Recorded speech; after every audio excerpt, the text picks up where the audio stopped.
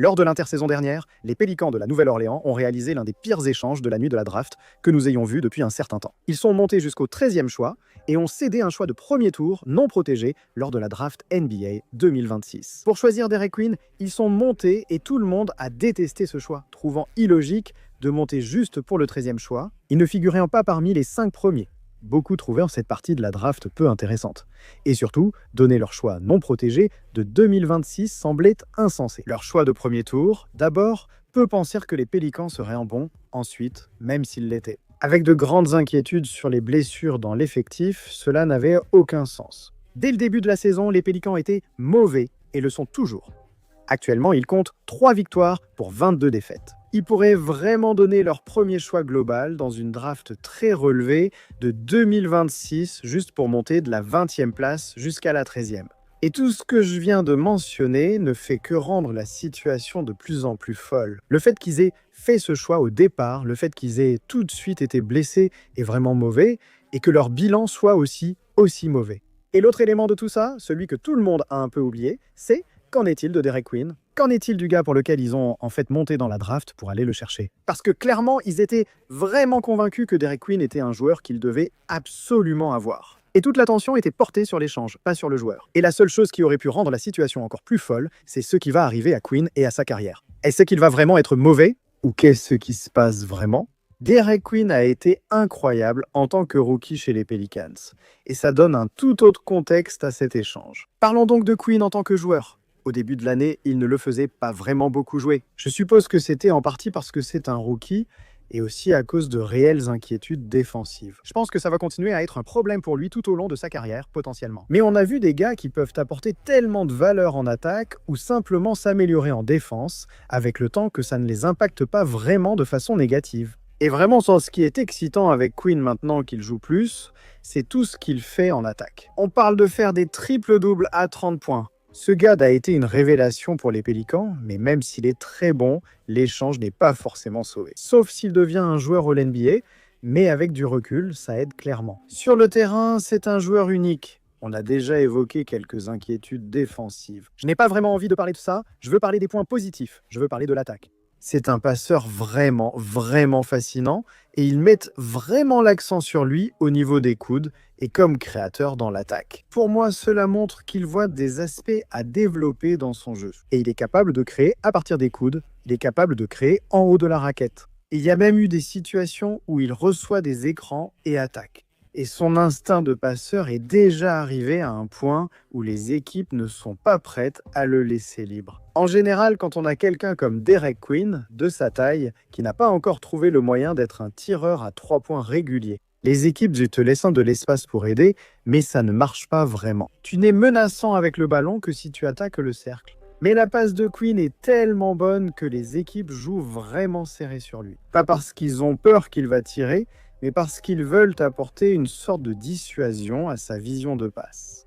Et ça ouvre alors le reste de son jeu. C'est intéressant car si un gars ne sait que pénétrer sans savoir tirer, ça devient difficile. Mais les équipes jouent en fait plus haut sur lui à cause de sa capacité de passe. Et donc ça lui permet presque de fonctionner comme quelqu'un dont ils ont peur. Comme un shooter, ce qui ouvre toutes les possibilités de pénétration. Il est extrêmement solide, il a d'excellents appuis pour quelqu'un de sa taille, et il a aussi un très bon dribble. Il me rappelle un peu, en quelque sorte, une version plus rapide de quelqu'un comme Alperen Sengun au début de sa carrière, où il y a beaucoup de similitudes. Il essaie de passer son épaule devant toi, et s'il n'y arrive pas, il va simplement pivoter de l'autre côté et lancer son autre épaule contre toi. Il cherche à déstabiliser ses adversaires, et c'est un conducteur très déterminé. Il ira jusqu'au cercle, il va feinter, te faire sauter plusieurs fois, il est vraiment déterminé à aller jusqu'au cercle. Et c'est intéressant dans le contexte des Pélicans, non ? Parce qu'évidemment, il est droitier, il y a beaucoup de différences physiques, mais c'est un peu comme ce que Zion a montré tout au long de sa carrière. Même s'il n'est pas encore tout à fait à ce niveau-là en termes de scoring. Et Queen est un bien meilleur passeur. Stylistiquement, il existe des points communs et des similarités. Ce qui, bien sûr, soulève certaines des questions à long terme concernant l'effectif des Pélicans dont nous allons parler. Mais l'élément final du puzzle rend, selon moi, Derek Queen unique. Et 2, je veux continuer à surveiller sa finition près du cercle. Les gens feront forcément cette comparaison. Dès qu'un grand s'est passé, c'est toujours « Oh là là, c'est Jokic ».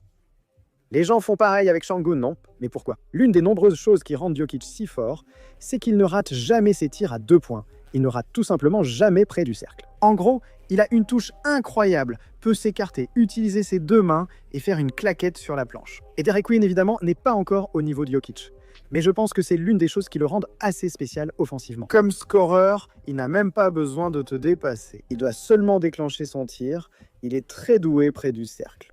Et quand tu mets toutes ces pièces ensemble, tu as un joueur offensif vraiment intriguant et intéressant que tu peux vraiment utiliser partout en attaque, sauf loin du ballon. Il n'est pas encore shooter, mais tu peux le laisser remonter le ballon en transition et créer ou lui donner le ballon sur l'aile. Et par exemple, poser un écran, Tu peux juste demander à un arrière de poser un écran pour lui, puis faire un pick and roll avec un grand arrière, et il peut attaquer. Ainsi, tu peux le placer au poste intermédiaire pour qu'il crée pour les autres, comme Draymond, isole-le avec un switch ou qu'il dribble son défenseur. Et à tout moment où la défense décide d'arrêter tout ça, c'est juste un excellent passeur. Voilà. Ça ne s'est pas traduit par des victoires, parce que l'effectif des Pélicans est tellement mauvais, et défensivement, il y a quelques points d'interrogation à long terme. Mais en termes de capacité offensive globale, c'est un début de carrière incroyable pour Derek Queen. L'élément évident qui manque, comme je l'ai souvent dit, c'est le tir, remarque valable pour presque tous les joueurs qui ne savent pas tirer. Mais s'il parvient un jour à maîtriser le tir en suspension, les choses pourraient devenir dangereuses très rapidement. Mais son jeu semble durable, même s'il ne devient pas un tireur à 3 points à 40%. N'est-ce pas ? Grâce à sa touche, sa force, sa capacité à pénétrer, à passer et à finir près du cercle. Tant qu'on ne voit pas de stats avancées où il tourne à 42% à 2 points sur un mois entier, je ne vois aucune raison de penser que cela ne continuera pas pour Derek Queen. Dans le style de quelqu'un comme Alperi et Sengun, il y a des différences physiques entre les deux. Mais je pense que leur carrière pourrait suivre un chemin très similaire, où au début de leur carrière, ils ne jouent peut-être pas autant que les gens l'auraient pensé, à cause de certaines préoccupations défensives. Puis, au fur et à mesure que leur carrière progresse, ils comprennent où ils doivent tous se placer défensivement. Ils sont si performants en attaque que leur défense moyenne importe peu. Ensuite, il y a ce toucher près du cercle, la passe, et on espère que le tir de Derek Queen continuera de progresser. En 4e ou 5e année, tu observes un All-Star comme Sengun, puis Derek Queen. Je pense que c'est un peu le chemin que je vois pour lui. Et encore une fois, dans le contexte de leur effectif. C'est très intéressant parce que toutes les choses que je viens de décrire ne fonctionnent pas particulièrement bien aux côtés de Zion, et j'ai récemment fait une vidéo où j'en parle. Je crois qu'il est temps pour eux de tourner la page, même sans l'histoire de Derek Queen. C'est le moment pour Zion de changer. Et je ne pense pas vraiment qu'il y ait beaucoup de complémentarité positive dans leur jeu ensemble. Dans le front de courte, j'aimerais voir ça. Je trouve cela intéressant.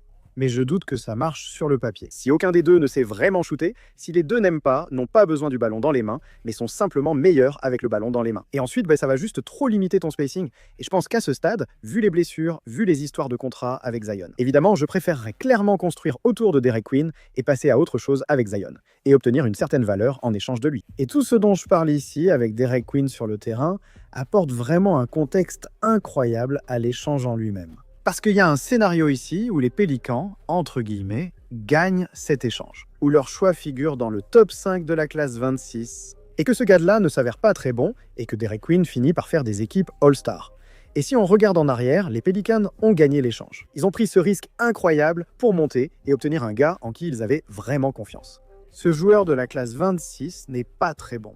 Le problème avec tout ça, c'est que les Pelicans n'avaient jamais eu besoin de céder un choix non protégé de 2026 pour obtenir Derek Queen. Ils auraient pu le sélectionner avec leur autre choix de premier tour, utilisé pour Jeremy Fierce, ou monter jusqu'au 13e choix de la draft en mettant une protection top 3 ou top 5 sur le choix 2026. Tu peux rester aussi mauvais, et avec le pire bilan et une protection top 5, tu ne perds pas ton choix. Cela a toujours été possible pour les Pélicans, compte tenu de leur effectif et blessures.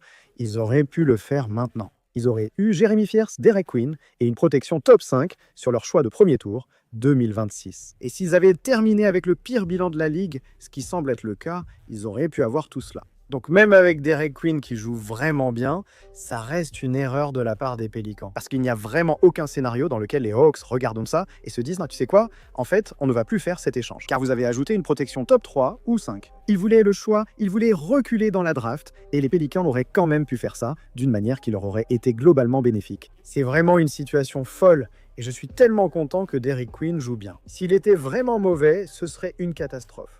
Et pour l'instant, on dirait que ça pourrait en fait plus ou moins fonctionner pour les Pélicans.